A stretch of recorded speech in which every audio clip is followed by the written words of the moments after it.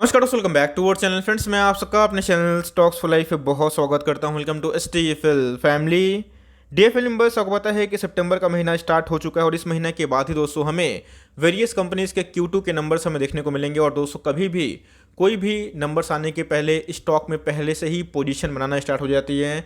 जी हाँ दोस्तों, अगर आप मार्केट में नए हैं तो हो सकता है कि आपको ये बात का एक्सपीरियंस ना हो, लेकिन दोस्तों अगर आप मार्केट में पुराने हैं, आपको अच्छे से पता है कि नंबर्स अच्छे आने के पहले या खराब आने के पहले पहले से ही पोजीशन को बनाया जाता है, फिर स्क्वायर ऑफ किया जाता है। तो इसी बीच में गाइस एक बहुत ही इंपॉर्टेंट अपडेट निकल के आ रही है गोल्ड के प्राइस को लेके।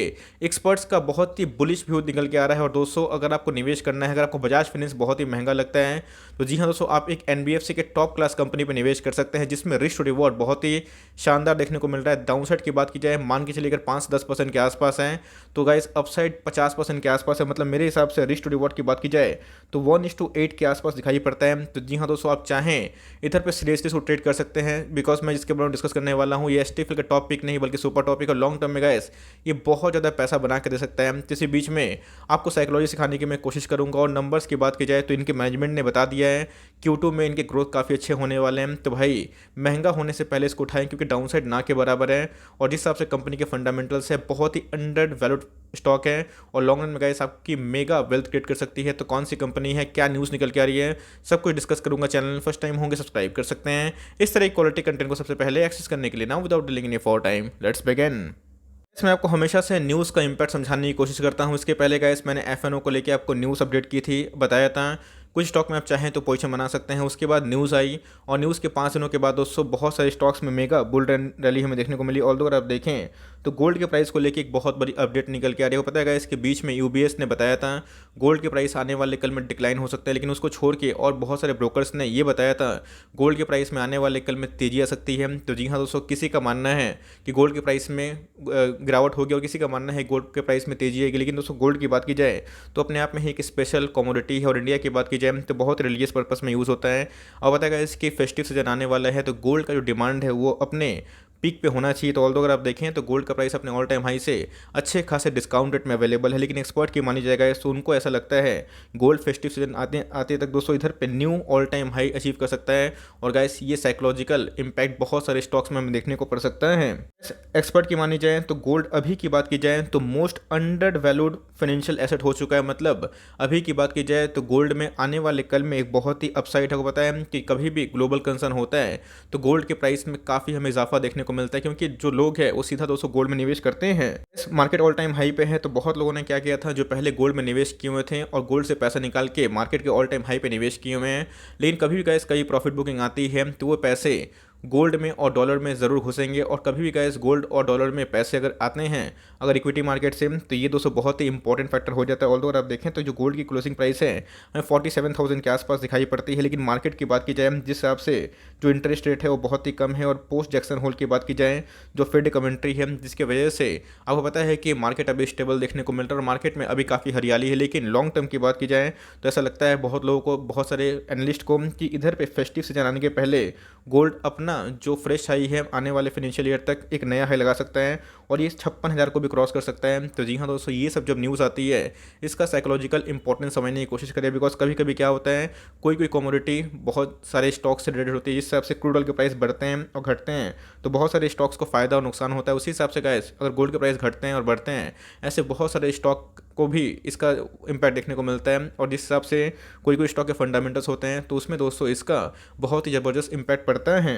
अगर आपको बजाज फाइनेंस काफ़ी महंगा लग रहा है तो आप चाहें तो मुथूट फाइनेंस में अभी के टाइम सोच सकते हैं। बिकॉज अपने ऑल टाइम हाई से मुथूट फाइनेंस की बात की जाए तो 100-150 रुपये के आसपास डिस्काउंट रेट में अवेलेबल है। आज के भाव की बात की जाए आप देख सकते हैं कि इसके फ्लैट कारोबार करता हुआ दिखाई पड़ रहा है, लेकिन बहुत लंबे टाइम तक आपको 1500 का भाव दिखाई नहीं पड़ेगा। बिकॉज मैं दिखाऊंगा कि एनालिस्ट के क्या टारगेट्स हैं, डाउन साइड कितना है, अपसाइड कितना है, और उसके साथ साथ दोस्तों में करना क्या है वो भी बताऊंगा। लेकिन अगर आप देखें तो इधर पे हमें एक अच्छा खासा अपने ऑल टाइम हाई से करेक्शन देखने को मिल रहा है। जनवरी के महीने से अगर आप देखें तो इसने अभी तक 8-9 महीने में 75% के आसपास डिलीवर किया है, जो बिल्कुल भी ख़राब बात नहीं है। और मैंने क्या बताया, ये बहुत ही मैं बोलूँगा कि अंडर वैल्यू स्टॉक है, बिकॉज अगर आप देखें इनका जो पी है मात्र 15 के आसपास और डिविडेंड यील्ड 1% के आसपास हमें दिखाई पड़ता है, 1.5% के आसपास। और कंपनी का जो मार्केट कैप है ये 60,000 करोड़ के आसपास है, मतलब कंपनी एक लार्ज कैप कंपनी को बिलोंग करती है। और लॉन्ग पीरियड ऑफ टाइम की बात की जाए, इसने बहुत ही ज़्यादा पैसे बना के दी हैं। और दो बात की जाए ग्रोथ के वाइज, तो जी हाँ, बजाज फाइनेंस की बात की जाए तो उसमें ग्रोथ ज़्यादा दिखाई पड़ता है, क्योंकि वो रिटेल लोन में काम करती है। ऑफकोर्स एक एनपीए का भी इशू होता है, लेकिन दोस्तों ये जो कंपनी है इसमें एनपीए का बहुत ही कम इशू होता है, बिकॉज ये बहुत ही सिक्योर लोन बांटती है, गोल्ड के अगेंस्ट में लोन देती है। अगर आप गोल्ड डिफॉल्ट करते हैं, मतलब लोन डिफॉल्ट करते हैं, तब फिर गोल्ड को ऑक्शन करवा देती है। तो मतलब मार्केट की बात की जाए ये बहुत ही स्टेबल कैटेगरी में है। और दोस्तों जो कॉन्स्टिट्यूशन कर रहा था तब से ही मैं इसको कवर कर रहा हूँ। ऑफकोर्स हम लोग अच्छे खासे प्रॉफिट में बैठे हुए हैं, लेकिन दोस्तों इधर पे अगर एक ब्रेकआउट देता है तो आने वाले कल में बैंक एनबीएफसी की रैली में ये भी एक जोरदार पार्टिसिपेट कर सकता है। दोस्तों इधर पे इनके जो कमेंट्री थी मैनेजमेंट की एकदम साफ थी कि Q2 में इनका जो एक्सपेक्टेशन है 15% लोन ग्रोथ का, जो कि Q1 में 13% के आसपास हो चुका था, 2% डिक्लाइन था कोविड की वजह से। लेकिन इनके मैनेजमेंट ने भी दोस्तों साफ कर दिया है कि 15% के आसपास इनका जो लोन ग्रोथ है वो होने वाला है। और ये बहुत ही बड़ी कमेंट्री है। मैंने क्या बताया कि स्टॉक मार्केट में आप कोई भी स्टॉक को होल्ड करते हैं तो देखिए कि उनके बिजनेस कैसे काम कर रहे हैं, उनके बिजनेस में क्या क्या ग्रोथ आने वाले टाइम में शरीक हो सकते हैं। तो जी हाँ दोस्तों, इसका जो इम्पैक्ट है आप देख लीजिएगा, जैसे ही मंथ एंड होगा आपको समझ में आ जाएगा। बिकॉज अगर आप देखें तो मुथूट फाइनेंस अपने आप में ही हाईली अंडर वैल्यू स्टॉक है, बिकॉज लॉन्ग टर्म में 15 का पी कुछ नहीं है, मतलब आपको ₹1 कमाने के लिए ₹15 देना पड़ रहा है। और मार्केट में ऐसे बहुत सारे स्टॉक्स है जो 100-200 के पी पे है। तो मेरे हिसाब से डाउन साइड की बात की जाए तो मुथूट फाइनेंस से बहुत ही कम दिखाई पड़ता है। कारोबार की बात की जाए, आप देख सकते हैं कि 30% से ऊपर हमें आज के दिन डिलीवरी सीट को मिल रही है, जहां पे 4,74,000 शेयर ट्रेड हुए हैं। उसके अगेंस्ट में अगर आप देखें तो 1.5 लाख शेयर्स को डीमैट में ले जाया गया है। अपने ऑल टाइम हाई से आपको अच्छा खासा डिस्काउंट रेट मिल रहा है। अब ऐसा मत सोचिएगा कि आपको फिर से 1200 मिलेगा, फिर से 1200 में अगर मिलता है गाइस तो वो आपको एफडी तोड़ के लगाने वाला पैसा हो सकता है। बट मेरे हिसाब से मार्केट में कहीं प्रॉफिट बुकिंग आती है तो गोल्ड के प्राइस सर्च होंगे और उधर पे मुथूट फाइनेंस को इसका बेनिफिट जरूर होगा। अगर नहीं भी होता है तो गाइस ऐसा कोई बात नहीं है, बिकॉज मुथूट फाइनेंस की जो लोन ग्रोथ है वो बहुत ही शानदार है और मुथूट फाइनेंस बहुत ही प्रॉफिटेबल बिजनेस में काम करती है। अब देख सकते हैं, मैंने आपको बार बार बताया है, फंडामेंटल वही होता है जहाँ पे सेल्स होता है, बिकॉज सेल्स नहीं तो प्रॉफिट नहीं, प्रॉफिट नहीं तो फंडामेंटल नहीं। इस बात को ध्यान रखिएगा। इनके सेल्स कंटिन्यूसली बढ़ रहे हैं और प्रॉफिट की बात की जाए तो भाई वो भी बहुत तेज़ी से बढ़ रहे हैं और हर 4 क्वार्टर में गाइस 2 क्वार्टर में तो ये अपने एस्टिमेट को बीट कर ही देते हैं। 16 एनालिस्ट इसको कवर कर रहे हैं। 75% एनालिस्ट का मानना है कि आप इसमें स्ट्रांगली बाई कर सकते हो। तो मेरा भी स्ट्रांगली रिकमेंडेशन है आप मुथूट फाइनेंस को हर एक गिरावट में उठाइए, बिकॉज लॉन्ग टर्म के टारगेट्स है वो बहुत ही प्रॉमिसिंग देखने को मिल रहे हैं। डाउन साइड की बात की जाए, आप देख सकते हैं कि मात्र 6% के आसपास है, मतलब डाउन साइड बहुत ही ना के बराबर है। अपसाइड की बात की जाए तो 50% के आसपास है। मीडियम तक भी दोस्तों अगर जाता है तो वो कम से कम 20% की रैली करवा सकती है। तो मेरे हिसाब से 1450 जो अल्टीमेट एक सपोर्ट आ सकता है, मैं चार्ट पे आऊँगा। लेकिन अगर आप देखें तो एनालिस्ट का मानना है 1450 के आसपास इनका डाउन साइड हो सकता है। लेकिन अगर आप देखें तो अपसाइड 50% के आसपास है। मतलब रिस्क रिवॉर्ड की बात की जाए तो गाइस ये 1:9 नहीं 10 के आसपास हमें दिखाई पड़ता है रफली। अगर आप देखें तो मेरे हिसाब से रिस्क रिवॉर्ड जिनको बहुत ही फेवरेबल लगता है वो चाहे तो मुथूट फाइनेंस में सीएमपी में आराम से लॉन्ग टर्म के लिए बाई कर सकते हैं और लिए हुए हैं। तो मेरा आंसर पता है, इसको जितना लंबा होल्ड कर पाएँ उतना सही हो सकता है। कंपनी के सेल्स, कंपनी के प्रॉफिट, कंपनी के जो बिजनेस मॉडल है बहुत ही मजबूत है और कंपनी कभी भी माइक्रो फाइनेंस में अपने पाँव को पसार सकती है। प्रोमोटर होल्डिंग के बारे में डिस्कस करें, आप देख सकते हैं कि 73% के आसपास है। एफआईएस और डीएस ने माल बटोरा हुआ है। और रिटेल पब्लिक की बात की जाए तो वैसे उनके पास मात्र 3% का स्टेक है, मतलब पब्लिक तो इस पर है ही नहीं निवेशित। और इसमें एफआईएस और डीआईएस और प्रोमोटर्स ही मार्केट को आराम से ला रहे हैं और इसमें मैक्सिमम दोस्तों जो स्टेक है वो बड़े पार्टीज को देखने को मिलता है। मतलब मार्केट में ज़्यादा फ्री फ्लोट शेयर अवेलेबल नहीं है।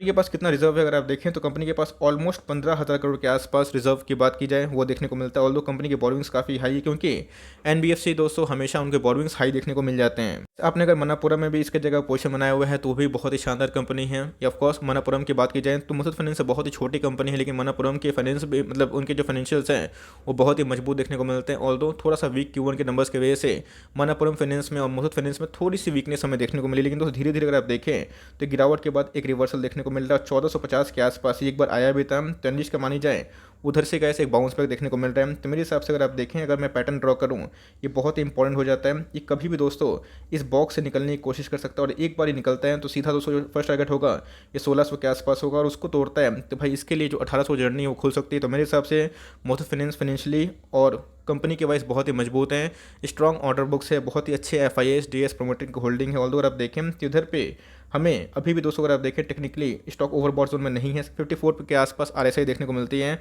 ऑल्दो मनी फ्लो इंडेक्स काफ़ी ओवरआउट हो चुका, बट मेरे हिसाब से ये सब स्टॉक आपको बार बार दोस्तों मौका नहीं देता। करेक्शन का जो फेज था Q1 के नंबर्स के बाद मुझे ऐसा लगता है कि पर्सनली ये हो चुका है और कभी भी गिरता है तो 1450 के आसपास 1470 के आसपास आप चाहें तो जीटी लगा के छोड़ सकते हैं। फ्रेश एंट्री की बात की जाए, 10 स्टॉक खरीदने की ताकत है तो 5 स्टॉक से आप स्टार्ट कर दीजिए। बिकॉज अगर आपको बजाज फाइनेंस महंगा लगता है, आप चाहें तो गाइस मुथूट फाइनेंस में एकदम आराम से लॉन्ग टर्म का निवेश कर सकते हैं। बहुत ही अंडर वैल्यू स्टॉक है। मुझे लगता है पर्सनली कि Q2 के नंबर्स के बाद ये फ्रेश हाई लगाएगा। तो अगर आप आने वाले 1 साल के लिए सोचते हैं तो भाई इस मार्केट की तेज़ी में भी ये कंपनी आपको अच्छा खासा रिवॉर्ड कर सकती है। और जितनी भी बैंक NBFC, मैं एक ही बात बोलूँगा, उसको सेल ना करें। बिकॉज आने वाले कल में जब बैंक NBFC में रैली आएगी तो ये सब कंपनी एकदम ब्लास्ट करेगी। तो गैस मनप्पुरम फाइनेंस का, मुथूट फाइनेंस को कोई भी स्टॉक को होल्ड करते हैं तो मैं एक ही बात बोलूँगा, होल्ड एंड कंटिन्यू। और चाहें तो आराम से CMP में बाई कर सकते हैं। और कभी भी डाउन साइड आता है 5-7% का, वहाँ पैनिक ना करें, वहाँ पे गैस अपनी एकोमोडेशन को और बढ़ा दे। बिकॉज लॉन्ग टर्म में ये कंपनी आपको बहुत ज़्यादा रिवॉर्ड करके दे सकती है। आई होप मेरा एफर्ट आपको अच्छा लगा। वीडियो अच्छी लगी तो एक लाइक कर दीजिएगा। चैनल फर्स्ट टाइम होंगे तो यहाँ से सब्सक्राइब करना भूलिएगा। फर्दर कोई डाउट उसको ड्रॉप कर सकते हैं, कुछ और रिव्यू चाहिए उसका नाम भी ड्रॉप करना भूलिएगा। I would love to make a video on your demand. Guys मिलते हैं जल्दी ही, तब तक के लिए bye. Thanks for listening friends, God bless you all.